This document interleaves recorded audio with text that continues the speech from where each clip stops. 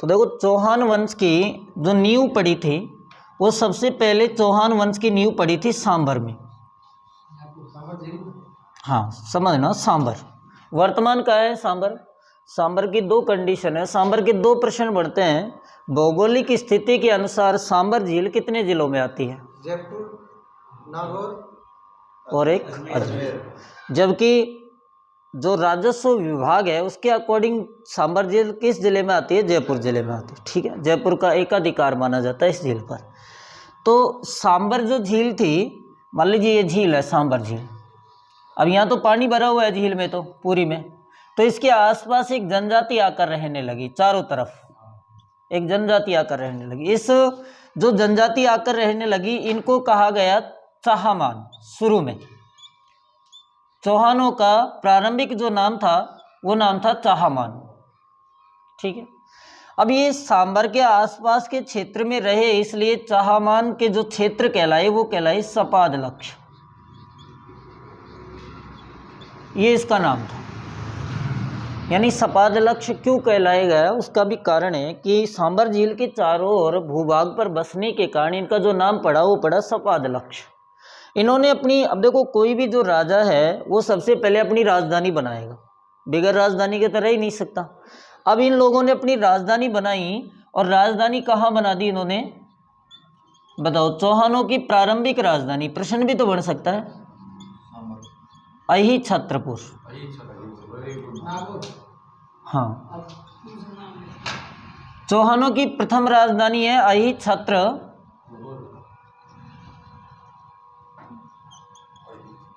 छत्रपुर। और अब एक प्रश्न यहाँ से फिर बनता है कि अही छत्रपुर का वर्तमान नाम क्या है? तो नागौर है।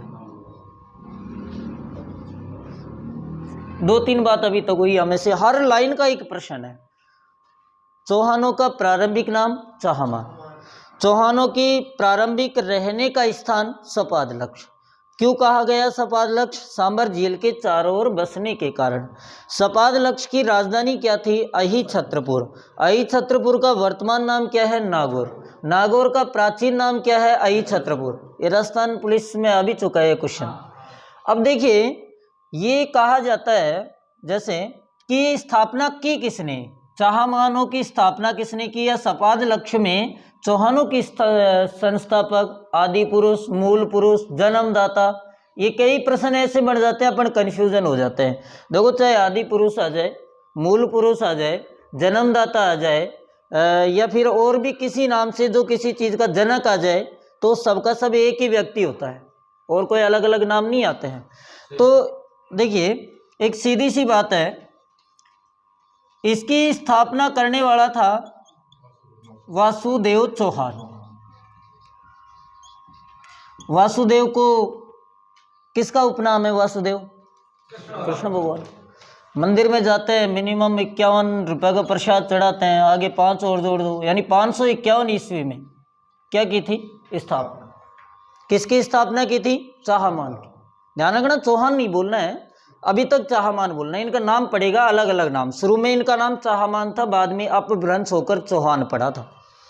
तो वासुदेव चौहान ने, लेकिन अब इस बात की क्या गारंटी है कि इसी ने स्थापना की? कोई प्रमाणिक स्रोत होने चाहिए ना। तो अब ये प्रमाणिक स्रोत की अपन बात करते हैं, इसको अपन बाद में पढ़ेंगे। इसके यहाँ अपन ने केवल टाइटल समझा है कि वासुदेव चौहान ने स्थापना की, लेकिन क्यों की, क्या रीजन रहा? पहली बात तो चौहान आए ही क्यों? प्रश्न यहां से भी बन जाता है, चौहानों का आने का श्रेय क्या बना, क्यों लाए गए चौहानों को, क्या रीजन रहा था? तो देखिए,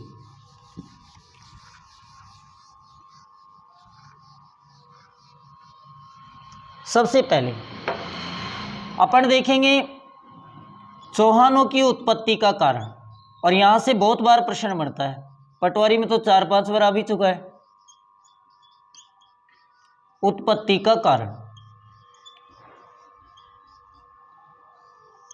अब उत्पत्ति का पहला कारण आपको मैं बता रहा हूं।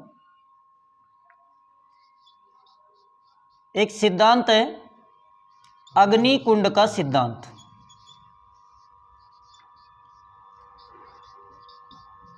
सभी डॉक्टर है तो अंग्रेजी भी लिख दिया कि फिर है।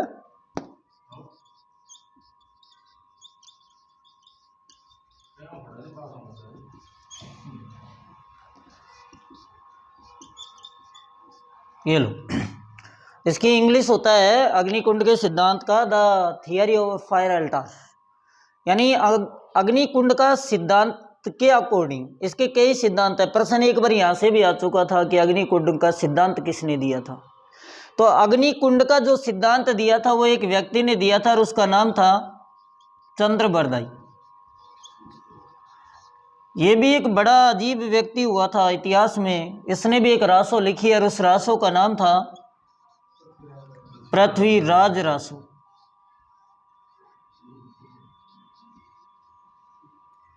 पृथ्वीराज रासो। एक और व्यक्ति का नाम आपको पता होगा, एक और व्यक्ति है जयानक। नाम सुना है क्या? जयानक। इसने भी एक पुस्तक लिखी है। बताओ क्या लिखी है? पृथ्वीराज विजय। एक पुस्तक इसने लिखी है, पृथ्वीराज विजय। अगर मान लीजिए अपन ने अभी तक यही पढ़ा है, सारी किताबों में मिलेगा कि जयानक ने पुस्तक लिखी है, लेकिन जयानक था कहाँ का रहने वाला था? भाई इसका तो सबको पता है, चंद्रबरदाई तो अजमेर का ही था, लेकिन जयानक कहाँ का था? ये था कश्मीर का। और इसको इनवाइट किया गया था पृथ्वीराज के द्वारा।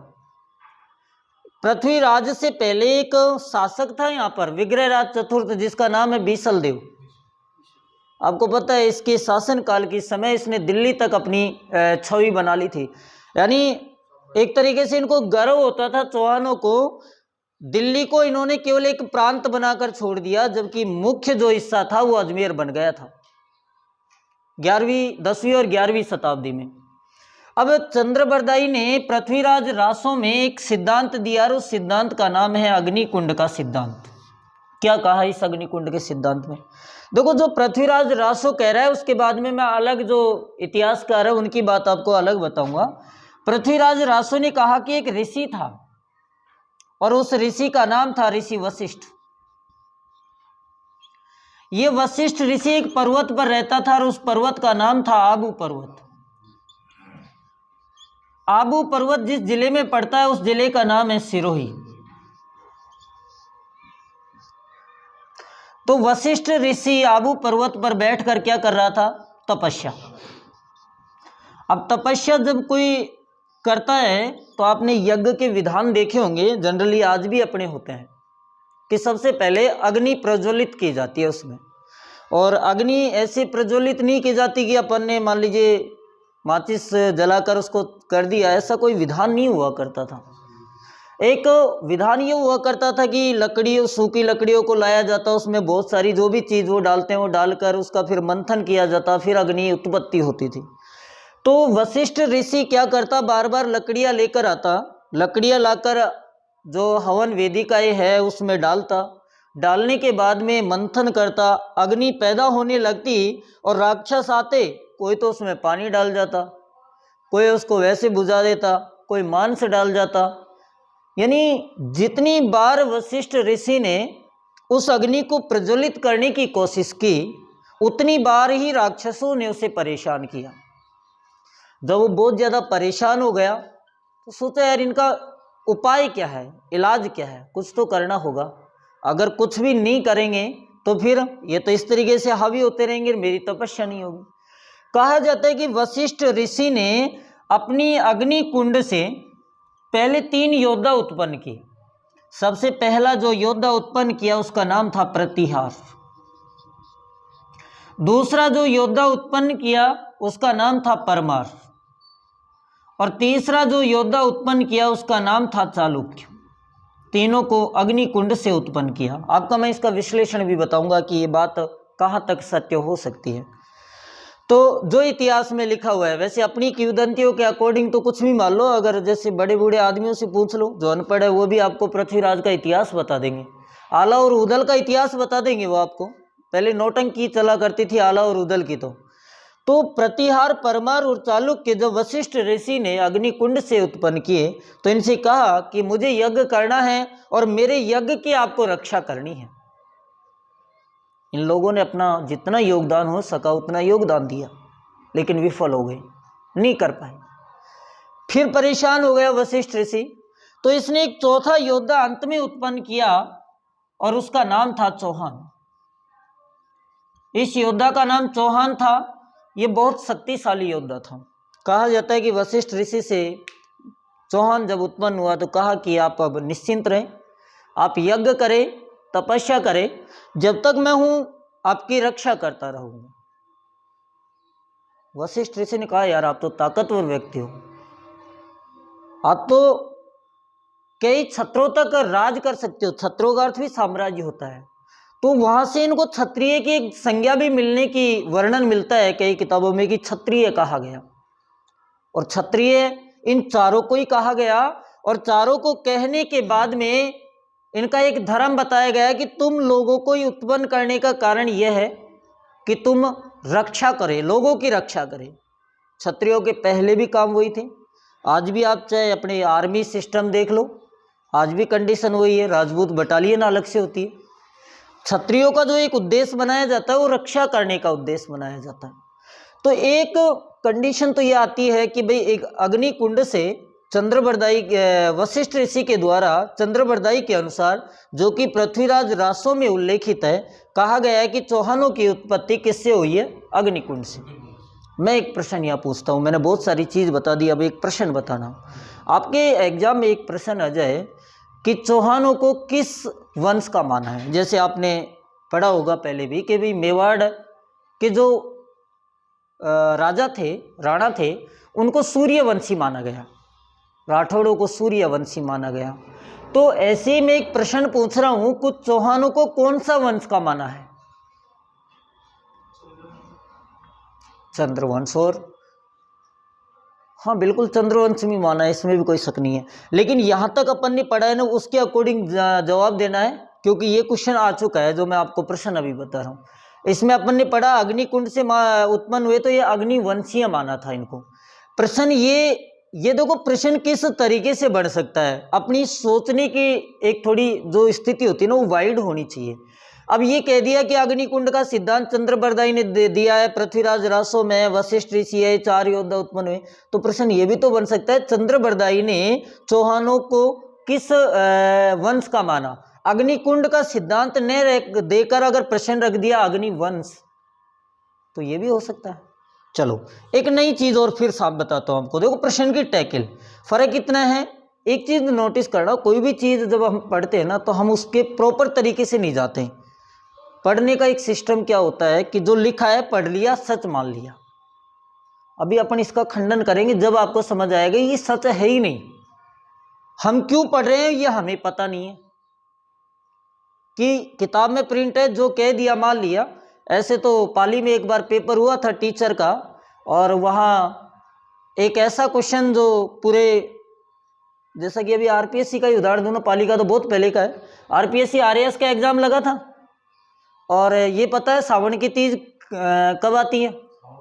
ओ सॉरी, सावन तीज क्या, तीज का प्रश्न आया था, मैंने गलत बोल दिया। तीज कब आती है? सावन में। और उसने आंसर मान लिया भाद्रपद। रेट लगाई थी, चेंज भी हुआ, लेकिन मान लिया तो मान लिया, बात खत्म है। नहीं, वो तो प्रश्न बनाने के, ऐसे अपने इसमें भी हुआ था, रेट के एग्जाम में भी ऐसे ही हुआ था, प्रश्न गलत मानते हैं ताकि बच्चे रेट लगाए। अभी पटवारी में भी हुआ था, वीडियो के एग्जाम में भी हुआ था, मानते ही हैं गलत, वो स्वाभाविक चीज़ है।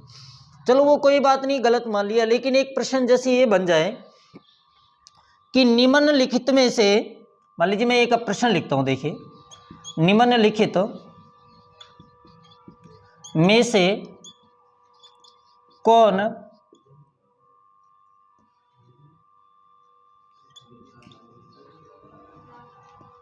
अग्नि वंशीय नहीं है? मैं ऑप्शन 5 दे रहा हूं आपको, वैसे 4 आते हैं। नंबर 1 मैंने रख दिया प्रतिहार, बी मैंने रख दिया परमार, सी चालुक्य, डी चौहान, चौहान को हटा दो चलो, सोलंकी, और ई रख दिया उपरोक्त में से कोई नहीं। बैंकिंग में तो 5 ही ऑप्शन आते हैं, अपने यहीं आते हैं 4 ऑप्शन। तो क्या आंसर होगा? प्रश्न को देखिए, समझिए। उपरोक्त में से कोई नहीं। प्रश्न देखिए क्या कह रहा है, निम्नलिखित में से कौन अग्निवंशीय नहीं है। अब ये क्वेश्चन आ भी चुका है और अब मैं आपको एक चीज बता देता हूं, चालुक्य का उपनाम है सोलंकी।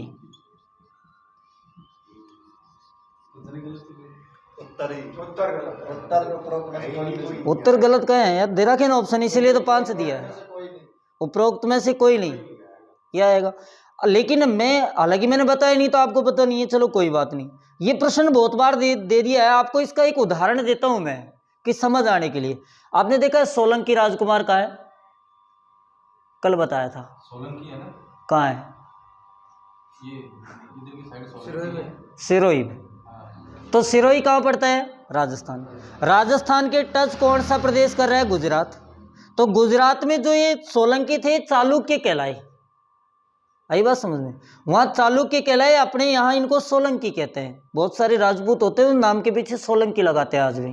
तो अपने राजस्थान में अधिकतर सोलंकी होते हैं जो राजपूत में चालुक्य शाखा के हैं। तो यानी चालुक्य को ही सोलंकी कहा जाता है। तो यह कंफ्यूजन की स्थिति नहीं होनी चाहिए, ये भी पता होना चाहिए कि इसका उपनाम क्या है। जैसे चौहान ने रखकर चाहमान रख दे मान लीजिए, अब जो नहीं पढ़ेगा तो उसको तो चाहमान अलग ही लगेगा कि नाम अलग है, जबकि है तो दोनों एक ही। तो पहली कंडीशन। अब आप इसके ऊपर पहले अपन एनालिसिस करते हैं, समझते हैं। तो दो चीज होती है, समझना है ना। हाँ चारों राजपूत हैं। अच्छा एक नया ट्रेंड चल रहा है, अरे इसको थोड़ा बंद करो, इसको बंद करो नहीं, क्योंकि